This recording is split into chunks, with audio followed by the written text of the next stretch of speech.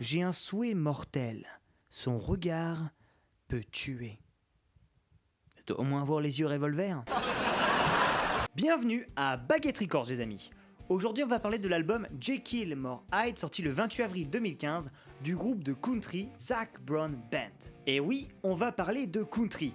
Et je vois venir les néophytes.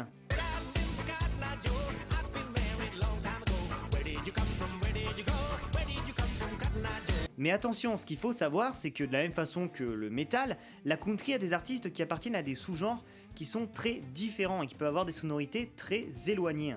Je veux dire, on parle quand même d'un genre musical qui a sa propre remise de récompense. Alors bien sûr, on retrouve quand même des points communs entre tous ces artistes, Déjà, ça vient forcément des États-Unis, sinon c'est de l'imitation. Ça y va à coups de guitare, mandoline, banjo, et les textes sont en général assez conservateurs. Mais ce qui fait réellement la country, c'est la façon d'appréhender la musique. Et comme souvent, essayer un autre angle d'attaque, ça peut s'avérer hyper intéressant. Surtout dans le cas de Zac Brown Band, qui est donc un groupe qu'on considère souvent comme faisant partie de la country alternative à cause de son rapprochement avec le rock alternatif et de son éclectisme en termes de choix de sonorité. A la base, c'est donc un groupe qui s'est formé autour de Zac Brown, qui est un artiste très barbu de Géorgie, guitariste et chanteur depuis qu'il a 8 ans, qui a commencé sa carrière exactement en 2002, quand il commence à tourner avec ses potes sous son propre label. Voilà. Et bref, entre 2002 et aujourd'hui, son groupe s'est pas mal agrandi, vu que maintenant, ils sont 8. Et c'est ça la magie du truc, ce groupe est un peu toujours en formation, et Zac Brown arrive à rassembler des artistes qu'il rencontre sur la route, qui ont des voix incroyables pour créer des harmonies avec la sienne. Parce que oui, ce groupe adore les harmonies vocales, et elles sont magnifiques. Mais qui en plus sont des badass qui ont de l'espace pour s'exprimer sur ses albums. C'est un groupe plutôt connu aux États-Unis, depuis leur titre Chicken Fried en 2008, dont la sortie avait été embaumée d'une ambiance très rock'n'roll, vu que le groupe avait des problèmes avec sa maison de disques et que leur titre avait été récupéré par un groupe de country un peu pourri qui chantait à leur place. Et du coup, Zac Brown a pété un câble, il a envoyé bouler tout le monde, et s'est mis à dos, pour récupérer sa chanson, il s'est mis à dos tous les producteurs de Nashville en gros. Nashville qui est une ville assez importante pour la country quand même. En gros, ça a pas commencé super bien pour le groupe, mais quand le talent est là, on peut pas l'arrêter. Et leur titre a finalement été un putain de gros succès. Et derrière, leur deuxième album, You Get What You Give, leur a rapporté la récompense de révélation de l'année aux CMA Awards, ce qui leur a permis de produire leur troisième album, Uncaged, en 2012, qui est l'album par lequel je les ai découverts et qui est putain de énormissime. Et après avoir enregistré un petit EP avec Dave Grohl que j'avais trouvé assez décevant en fait, oui, je viens de dire quelque chose de relativement négatif envers Dave Grohl, qui a totalement aussi à voir avec la country. Ils ont décidé de réaliser l'album qui va nous intéresser aujourd'hui et que j'attendais avec impatience, dont je suis plutôt content. Au niveau de l'ambiance, là où Unchained était plus chaud et acoustique, Jekyll More Hyde est plus électrifié et même électronique parfois, et surtout plus riche en termes de différentes sonorités. De manière générale, cet album est à peu près au même niveau que son prédécesseur.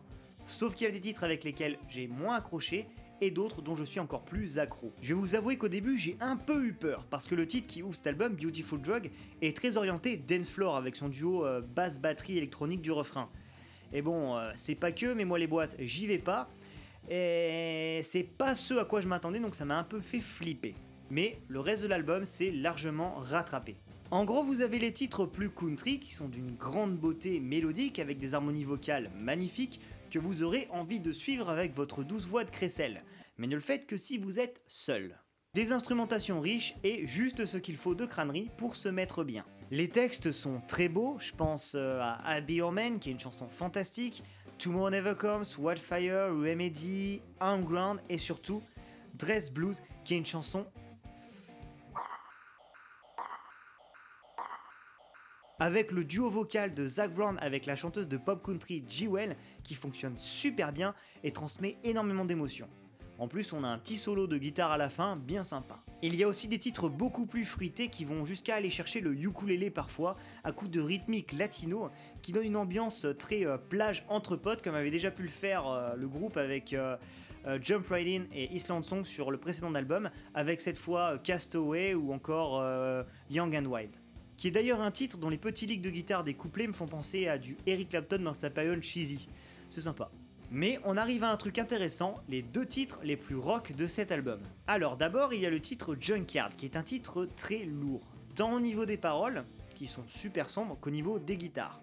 Sauf que en plus, vous avez des parties de banjo qui viennent s'intégrer au tout, des harmonies vocales, et un motif repris de Pink Floyd. L'autre titre bien rock de ce disque, c'est Heavy Easy Head, qui vous le remarquerez assez rapidement compte la présence de Chris Cornell, qui, mêlé à l'inspiration assez flagrante dans le jeu de guitare, donne un titre plutôt bien proche du Audioslave.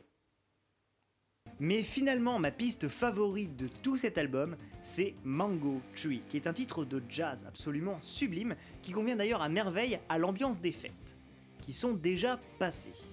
Mais bon, ce qui est assez marrant, vu que l'un des titres que j'avais préféré sur leur précédent album était Overnight, qui est dans le même esprit, qui est un peu là aussi la même ambiance qu'on peut retrouver dans les albums de E-Glory sur des titres comme Kiss of Fire. Bref, cet album est très addictif et comble avec brio les petites envies de musique country. Et si ça devait être un objet, ce serait une cheminée bien chaude pour passer l'hiver. Et je vous le conseille à 100%. Surtout si vous aimez papillonner musicalement, que vous êtes à la recherche de riffs de guitare, ou que vous voulez savoir ce que c'est la musique country en ce moment. La bonne musique country. Tout en restant accroché, voilà, au côté rock alternatif de la vie.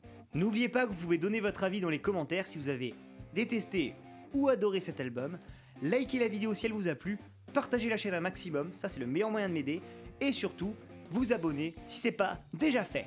Voilà!